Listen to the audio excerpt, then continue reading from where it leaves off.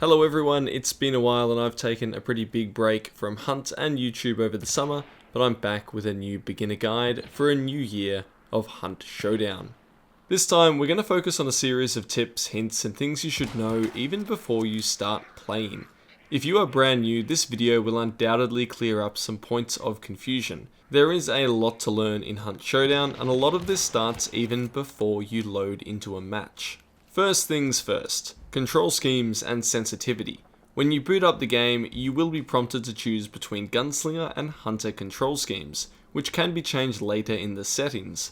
Hunter means that you will have to use a second input command to aim down the sights of your weapon after shouldering it, while Gunslinger is a more standard first-person shooter experience, with the weapon always at the ready in front of you. They used to have their own pros and cons, but there are now options to lower your gun in Gunslinger mode, mainly so it doesn't poke through walls giving away your position, along with other changes that means that there is no material difference between the two settings. It really is up to your personal preference. Experiment with both of them in training to figure out what seems right for you. While you are playing around with the controls in a training or tutorial space, also mess with your sensitivity. If you are experienced with first-person shooters, you probably know exactly what you want it to feel like. However, almost all players start off playing Hunt with a sensitivity which is way too high.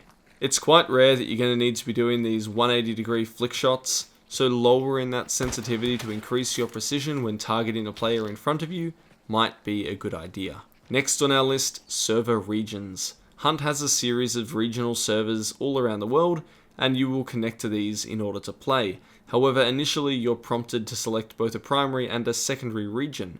With a consistently rising player base in most parts of the world, a secondary region is not needed, as you're going to find games in your primary region without too much trouble. By deselecting any secondary regions, you can ensure that you don't find yourself in matches where your ping seems way higher than it should be. Many players complain that they keep finding matches in a secondary server that is too far away, with high ping, and all they need to do is deselect that secondary region to instantly have a much better experience. Speaking of enhancing your experience, there is no area as important as this than sound. Hunt is a game built on sound. It's hardwired into the gameplay, the immersion, everything. Being able to discern directional sound is critical, and Hunt does this very well, so to make the most of it, you really need to be playing with headphones or a headset.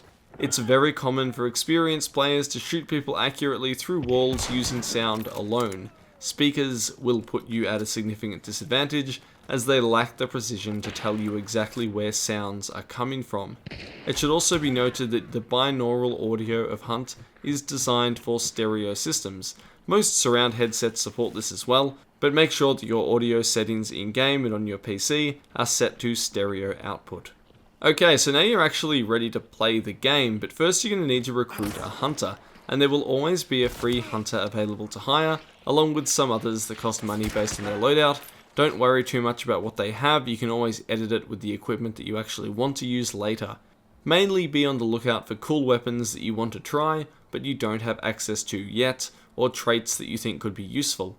If you don't know what traits are good, which would be normal if you're just starting, I have a guide for that as well, but it's a bit old so some of the information is outdated. When you start out, begin with free hunters. You can press this button here to refresh the roster of hunters to recruit from, but only once between each match you can do this.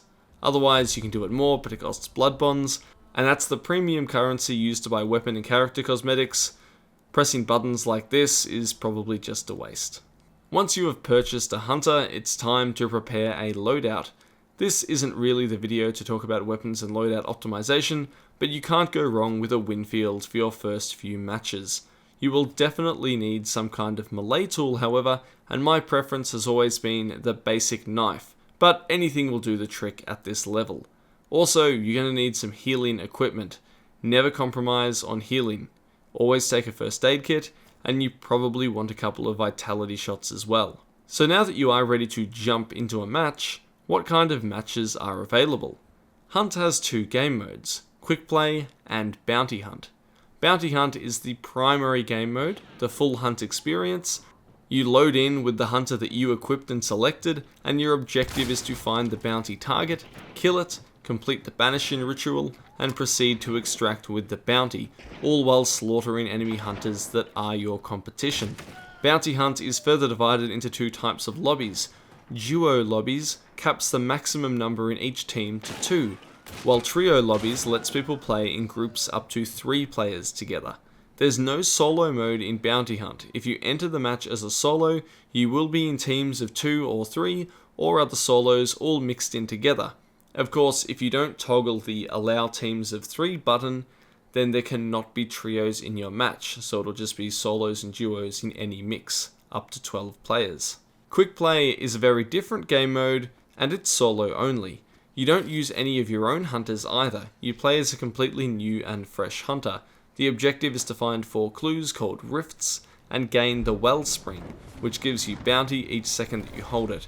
You then have to defend the wellspring until you've absorbed all of the bounty from it, and other players will hunt you down and try and steal it for themselves.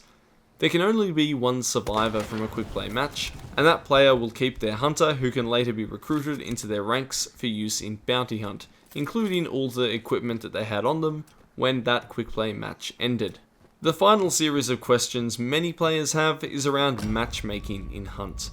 Each player has an elo rating that goes up or down when they kill or get killed. The amount of change for each kill is determined by the relative distance between your elo and theirs. If a high elo player kills a low elo player, they will hardly increase in elo at all, for instance. When forming lobbies of players to start a match, the game will try to group players with other teams of similar skill level, judged only by elo, not KDA, not gear, or time played, or anything else. Your team's elo is the only thing that's taken into account, and the team elo is just an aggregate of everyone in your team. Then it might receive a modifier if you're doing something difficult, like let's say you're a duo and you're playing in a game which is going to have groups of 3. Now if you've selected this box here, then the game will only find you opponents within a certain range above and below your team's combined skill rating. If you disable this box, then you can opt out of this hard limit, and although the system will still try to match you with closest skill ratings first, it will ultimately fill the lobby with anyone of any skill if needed. And these players of course would also have to have this checkbox disabled for that to happen. Your actual elo rating is never showed in game, only your star rating, which is an approximation of your elo rating scaled from 1 to 5 stars. Because of the way the different regions have different population sizes, the range of skill which is considered close to you might be much larger in a region with lower population to facilitate avoiding empty or close to empty matches. Basically, there is a heap of factors involved, but as a new player, I'd probably recommend starting with this box ticked, because you will find, on balance, fairer matches. But don't complain if you get headshot by a 5-star, depending on the region and who you're playing with, and also who they are playing with. This can be completely normal. Hopefully you are now confident enough to jump into the bayou and start hunting. There's so much more to learn once those boots hit the ground, and I have hours of videos covering many tips and tricks to explore, with more on the way. Thank you very much for watching. Remember to check out our Discord server in the description below, and please comment if you have any questions and I'll see if I can help out. This is Ascendance from 4FS Gaming. Good luck out there.